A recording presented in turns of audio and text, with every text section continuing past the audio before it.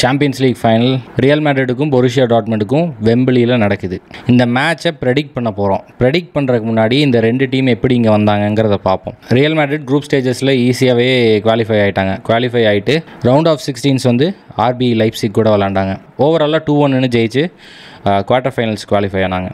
Quarter ஃபைனல்ஸில் தான் வந்து Manchester city, அதாவது இப்போதைக்கு best team in the world, performances எல்லாம் நல்லா இல்லைனாலும் அவங்க தான் குவாலிஃபை ஆகிறாங்க. இந்த நாக் அவுட் ஸ்டேஜஸ்லலாம் எப்படி விளையாடுறீங்கிறதுலாம் முக்கியம் கிடையாது.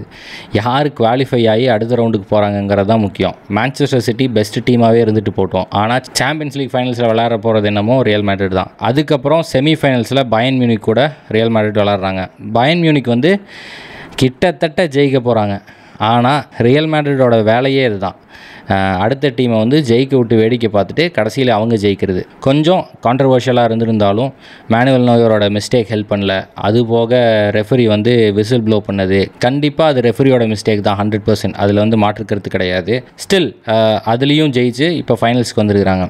டாட்மண்ட் வந்து இந்த வருஷம் இருந்த குரூப் வந்து குரூப் ஆஃப் டெத்துன்னு சொல்லலாம். அந்தளவுக்கு ஒரு கடினமான ஒரு குரூப்பு. நியூ கேசலு, ஏசி மிலான், அப்புறம் பிஎஸ்ஜி, செமிஃபைனல்ஸ் விளையாண்ட அதே பிஎஸ்ஜி.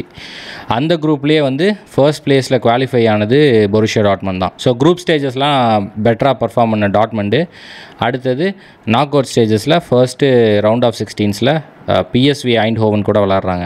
அதில் ஜெயிச்சு அதுக்கப்புறம் வந்து குவார்ட்டர் ஃபைனல்ஸுக்கு குவாலிஃபை ஆகிறாங்க. குவார்ட்டர் ஃபைனல்ஸில் அத்லெட்டிகோ மேட்ரிட் கூட விளாட்றாங்க. குவார்ட்டர் ஃபைனல்ஸில் அகேன் அத்லெட்டிகோ மேட்ரிட் கூட நல்லாவே பெர்ஃபார்ம் பண்ணி குவாலிஃபை ஆகிறாங்க செமிஃபைனல்ஸில். செமிஃபைனல்ஸில் அதே குரூப்பில் இருந்த பிஎஸ்ஜி கூட தான் மேட்சை பார்த்துருந்தா தெரியும்.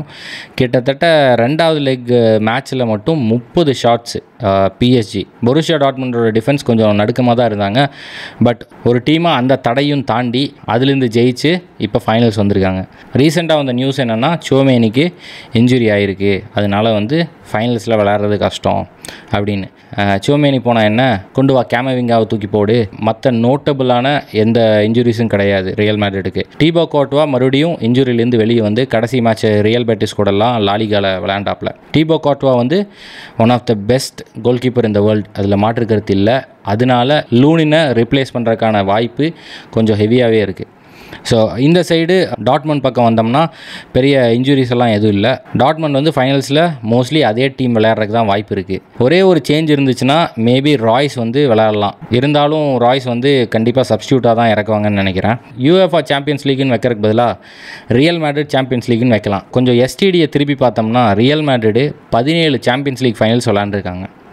அதில் 14 தடவை ஜெயிச்சிருக்கிறாங்க. இதுக்கு முன்னாடி ரியல் மேட்ரிடும் டாட்மண்டும் 2014 சாம்பியன்ஸ் லீக் செமிஃபைனலில் ஃபேஸ் பண்ணாங்க. அதில் வந்து ஓவரால் டையில் 4-3 டாட்மண்ட் ஜெயிச்சு ஃபைனல்ஸில் போய் பயன் மியூனிக் கூட தோக்குறாங்க அதே வெம்பிளி ஸ்டேடியமில்.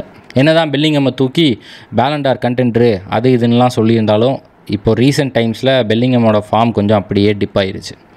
வினி வந்து இப்போ உலக ஃபார்மில் இருக்கான். அதனால வினிக்கும் ரயர்சன் நினைக்கிறேன், ஆமாம் ரயர்சனுக்கும் ஒரு நல்ல போட்டி இருக்கும்.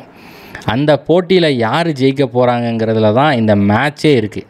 ரியல் மேட்ரிட் கிட்ட இருக்கிற டெப்த்து மோஸ்ட்லி வேர்ல்டு ஃபுட்பால்லே நிறைய பேர்த்துக்கிட்ட கிடையாது. தோக்க போகிறாங்கன்னு நினைக்கிற டீம் வந்து ஜெயித்தா நல்லா தானே இருக்கும். ஸோ ஒரு நியூட்ரல் ஃபேனாக எனக்கு வந்து ஒரு நல்ல ஷோ உட்காந்து என்னோடய 2 மணி நேரத்தை செலவு பண்ணுறதுல ஒரு நல்ல காம்படிஷன் இருக்குதுன்னு நான் நினைக்கிறேன்.